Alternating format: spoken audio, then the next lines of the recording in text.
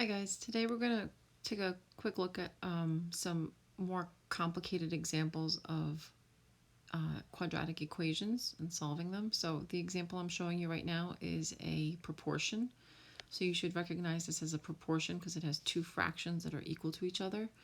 And so to solve any proportion, you should cross multiply. That means we're going to multiply these two, put the answer down here, which notice that they didn't have parentheses, but I'm going to add in parentheses because they're binomial. So it's x minus 8 times x plus 9, which is equal to, and it's this cross product, 3 times 3x minus 8. So the parentheses are really important that you write them in there so that then you multiply the right way. On the left side, you should be multiplying using FOIL. So you're going to end up with x squared minus 8x plus 9x minus 72 equals, and on the right side you're going to distribute. You'll end up with 9x minus 24. And when you recognize that it's a quadratic, meaning you have an x squared, you want to set it equal to 0.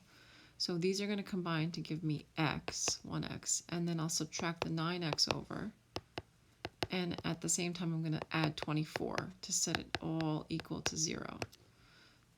So I now have x squared. The positive 1x and negative 9x give me negative 8x, and negative 72 plus 24 is going to give me, let's see, what is that, 8, 48, negative 48. Okay, so now I factor. I look for a GCF. I don't see a GCF, so I'm going to go straight into two binomials. I have x times x is x squared, and factors of 48 that add or subtract to 8 are going to be 12 times 4, and I need the bigger number to be negative and the smaller number to be positive. So I set up two equations, either x minus 12 is equal to 0 or x plus 4 is equal to 0.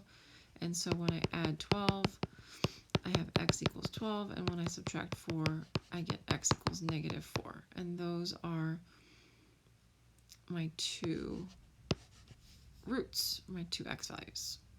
Okay, so there are some complicated, like some slightly more complicated examples, such as this one, that you have to just maybe do a little extra step before you go into your steps for solving a quadratic.